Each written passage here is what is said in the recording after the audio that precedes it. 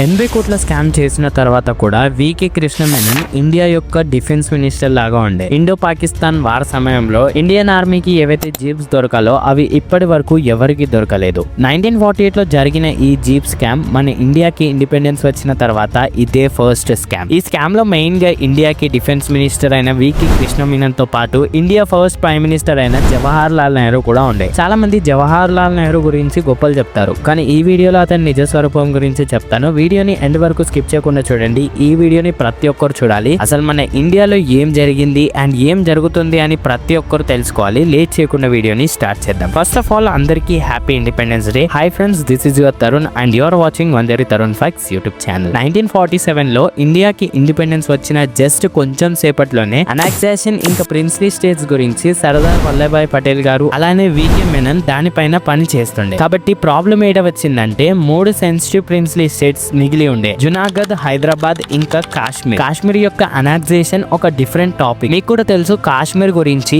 ఇప్పటికీ గొడవలు జరుగుతున్నాయని. అయితే ఈ కాశ్మీర్ అనెక్సేషన్ వల్లనే 1947 అక్టోబర్ లో ఇండో పాకిస్తాన్ వార్ జరిగింది. అప్పుడు ఈ యుద్ధం కోసం ఇండియాకి జీప్స్ యొక్క అవసరం చాలా ఉండే. ఇండియాకి మొత్తం 4600 జీప్స్ అవసరం ఉండే. అయితే ఇండియా ఒక హై పవర్ డెలిగేషన్ ని చేసింది. అదేంటంటే యూకే తో ఒక డీల్ చేసుకొని ఇండియాకి 1000 జీప్స్ తెద్దామని. ఈ డెలిగేషన్ లో డిఫెన్స్ సెక్రటరీ ఉండే, commander in chief of army ఉండే అండ్ వీళ్ళతో పాటు ఫైనాన్షియల్ అడ్వైజర్ ఏకే చందా అనే వ్యక్తి ఉండే. వీళ్ళందరూ కలిసి యూకే కి వెళ్లారు. కానీ అక్కడికి వెళ్ళినాక కూడా ఎలాంటి డీల్ ని చేయలేకపోయారు. ఇంకా ఇండియాకి అనుకున్నట్టు 1000 జీప్స్ రాలేదు. అంటే ఈ డీల్ ఫెయిల్ అయ్యింది. ఇంకా నెక్స్ట్ ఇయర్ జూన్ 1948 లో మన ఫైనాన్షియల్ మినిస్టర్ అయిన ఏకే చందా డిఫెన్స్ సెక్రటరీకి 1500 రీకండిషన్ జీప్స్ అవైలబుల్ గా ఉన్నాయని ఇన్ఫార్మ్ చేశాడు. రీకండిషన్ అంటే సెకండ్ హ్యాండ్ జీప్స్ ఉన్నాయని అర్థం. ఇంకా ప్రతి ఒక్క జీప్ యొక్క ధర 300 పౌండ్లు అంట. అంటే ఒక్క జీప్ 300 పౌండ్లకి దొరుకుతుందంట. దీంతో డిఫెన్స్ సెక్రటరీ ఇంప్రెస్ అయ్యి కేవలం 1500 జీప్స్ వద్దు, మొత్తం 2000 జీప్స్ ని తెప్పియండి అని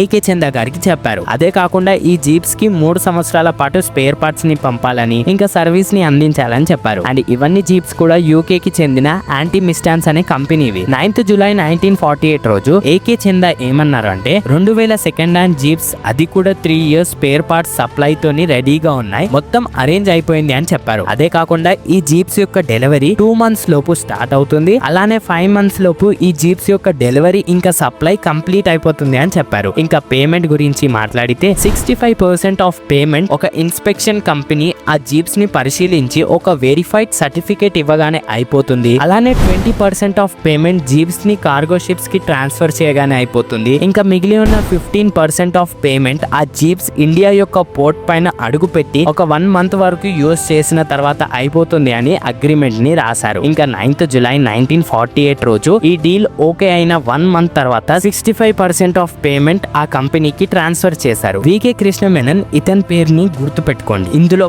పెద్ద చేతు ఇతనిదే ఉంది. ఇంకా కృష్ణ మెనన్ అప్పట్లో ఒక హై కమిషనర్ ఉండే. ఇంకా నెహ్రూ తర్వాత సెకండ్ హై పవర్ వ్యక్తి ఇతనే ఉండే. ఇతను దేనినైనా ఇన్ఫ్లుయెన్స్ చేయొచ్చు. ఇతని చేతిలో చాలా పవర్ ఉండే. ఇతను ఏమన్నాడంటే రాండమ్లీ ఆ జీప్స్ లో నుండి అన్ని జీప్స్ చెక్ చేయకుండా కొన్ని జీప్స్ ని చెక్ చేసి సర్టిఫికేట్ ఇస్తాము అని. అసలు తప్పు ఇక్కడనే జరిగింది. ఎందుకంటే అన్ని జీప్స్ ని చెక్ చేసిన తర్వాత ఆ సర్టిఫికేట్ ఇవ్వాలి. కానీ ఇతను కొన్ని జీప్స్ ని చెక్ చేసి సర్టిఫికేట్ ఇచ్చాడు. కాబట్టి 65% ఆఫ్ పేమెంట్ ని అస్సలు క్లియర్ చేయకుండా యూకే కి ట్రాన్స్ఫర్ చేశారు. ఇది ఒకటే తప్పు కాదు, ఇంకా ముందు ముందు చాలా తప్పులు చేశారు. ఇది పక్కన పెడితే కాంట్రాక్ట్ బట్టి ఈ జీప్స్ అన్ని 9th డిసెంబర్ 1948 వరకు డెలివరీ అవ్వాలి. కానీ 26th డిసెంబర్ వరకు ఒక్క జీప్ కూడా ఇండియాకి రాలేదు. ఇంకా దీని గురించి డిఫెన్స్ సెక్రటరీ కృష్ణ మెనన్ కి అడిగితే అతను ఏమన్నాడంటే కరెక్ట్ గా ఇప్పుడే 1300 జీప్స్ కార్గో షిప్స్ లో స్టార్ట్ అయినాయి. కొన్ని ఇష్యూస్ వల్ల డెలివరీ లేట్ అవుతుంది, కానీ షిప్పింగ్ స్టార్ట్ అయ్యింది ఇప్పుడే అని డిఫెన్స్ సెక్రటరీకి కృష్ణ మెనన్ చెప్పాడు. కానీ నిజం చెప్పాలి అంటే ఆ కార్గో షిప్ లో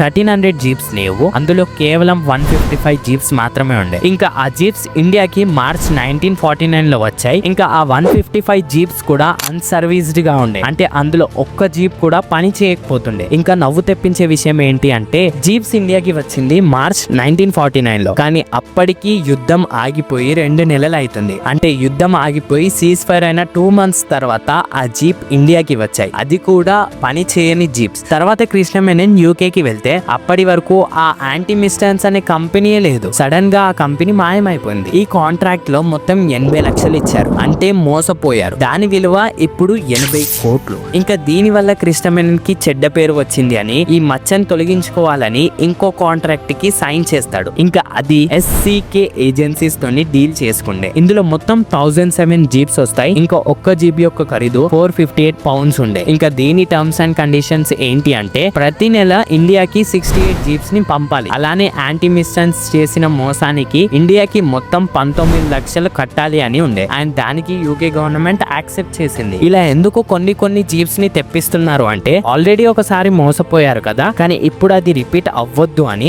కొన్ని జీప్స్ ని ఇంపోర్ట్ చేద్దామని ఫిక్స్ అయ్యారు. కానీ మొత్తం 2 సంవత్సరాల్లో ఇండియాకి కేవలం 49 జీప్స్ వచ్చాయి. మిగతావన్నీ గోవింద. అలానే లాస్ట్ టైం అయినట్టు ఈ కంపెనీ కూడా మాయమైపోయింది. అంటే మన ఇండియా మళ్ళీ మోసపోయింది. ఈ 2 కంపెనీస్ కలిసి ఇండియాకి చాలా పెద్ద మోసం చేశాయి. అండ్ చాలా మందికి ఏం అర్థం కాలే అసలు ఎవరు మోసం చేశారు అని. అండ్ అప్పుడే కృష్ణ మెనన్ పైన డౌట్ వచ్చింది. ఇండియాలో మొత్తం ఈ ఇన్సిడెంట్ పైన కొట్లాటలు అవుతున్నప్పుడు ఇంకో సెకండ్ పర్సన్ యొక్క ఎంట్రీ వచ్చింది. అండ్ అతనే ప్రైమ్ మినిస్టర్ జవహర్ లాల్ నెహ్రూ. ఇంకా ఈయన ఏం చేశాడంటే ఈ కరప్షన్ ని ఎలానో అలా కనుక్కోవాలి అని ఒక కమిటీని ఏర్పాటు చేశాడు. ఆ కమిటీయే అయ్యంగార్ కమిటీ. ఇంకా దీంతో తెలిసింది ఏంటంటే కృష్ణ మెనన్ ఈ 2 కంపెనీస్ కి మొత్తం ఇచ్చిన పేమెంట్ ఏదైతే ఉందో అది డిఫెన్స్ సెక్రటరీ పర్మిషన్ లేకుండానే ఆ పేమెంట్ మొత్తం ట్రాన్స్ఫర్ చేశాడు. ఇలా చేయడం, అది కూడా పర్మిషన్ లేకుండా చేయడం మన ఇండియాలో ఇల్లీగల్. అలానే 9th ఏప్రిల్ 1951 రోజు ఈ అయ్యంగార్ కమిటీ ఈ ఇన్సిడెంట్ కి సంబంధించిన రిపోర్ట్స్ ని జవహర్ లాల్ నెహ్రూకి ప్రవేశపెట్టింది. అండ్ 18th డిసెంబర్ 1958 రోజు జవహర్ లాల్ నెహ్రూ ఈ రిపోర్ట్స్ కరెక్ట్ గా లేవు, నాకేమో డౌట్ వస్తుంది, మళ్ళొకసారి రీచెక్ చేయమంటే అయ్యంగార్ కమిటీ ఆ రిక్వెస్ట్ ని డైరెక్ట్ గా రిజెక్ట్ చేస్తుంది. ఇంకా 30 సెప్టెంబర్ 1955 లో గవర్నమెంట్ అంటే జవహర్ లాల్ నెహ్రూ ఒక డిసిజన్ తీసుకున్నాడు. అదేంటంటే ఆ కేస్ ని క్లోజ్ చేయమంటాడు. ఎవ్వరు కూడా ఇంకోసారి ఆ కేస్ గురించి డిస్కస్ చేయొద్దు, అలానే ఆ కేసుని ఇన్వెస్టిగేట్ చేయొద్దు అంటాడు. ఇందులో ఇంకో గొప్ప విషయం ఏంటంటే ఎవరి వల్ల అయితే ఈ మొత్తం స్కామ్ జరిగిందో అంటే కృష్ణ మెననే కదా, అయితే ఆ మహానుభావుడిని ఏప్రిల్ 1957 లో ఇండియాకి డిఫెన్స్ మినిస్టర్ ని చేశారు. క్లియర్ గా చెప్పాలి అంటే దొంగ చేతిలో తాళాలు పెట్టారు. ఇప్పటి వరకు ఈ స్కామ్ గురించి అసలు బయట ఎందుకు పడలేదంటే ఇద్దరే రీజన్స్, కృష్ణ మెనన్ అండ్ జవహర్ లాల్ నెహ్రూ. వీళ్ళిద్దరు కలిసి ఇండియావి 80 కోట్లు ముంచారు. అండ్ అందరూ కలిసి ఈ జవహర్ లాల్ నెహ్రూకి సెల్యూట్ కొడతారు. ఇండిపెండెన్స్ డే, రిపబ్లిక్ డే, అసలు ఫ్రీడమ్ ఫైటర్స్ గురించి తీస్తే చాలు జవహర్ లాల్ నెహ్రూ పేరు చెప్తారు. నిజం చెప్పాలి అంటే జవహర్ లాల్ నెహ్రూ అసలు ఫ్రీడమ్ ఫైటరే కాదు. ఫ్రీడమ్ ఫైటర్ అంటే ఎవరైతే మన దేశం కోసం పోరాడారో వాళ్ళు నిజమైన ఫ్రీడమ్ ఫైటర్స్. కానీ జవహర్ లాల్ నెహ్రూ దేశం కోసం పోరాడలేదు, దేశాన్ని ముంచేశాడు. అండ్ ఇలాంటి ఇంపార్టెంట్ వీడియోస్ కోసం ఛానల్ ని సబ్స్క్రైబ్ చేసి పక్కనే ఉన్న బెల్ ఐకాన్ ని ఆన్ చేయండి. నెక్స్ట్ వీడియోలో మళ్ళీ కలుద్దాం. Thanks for watching.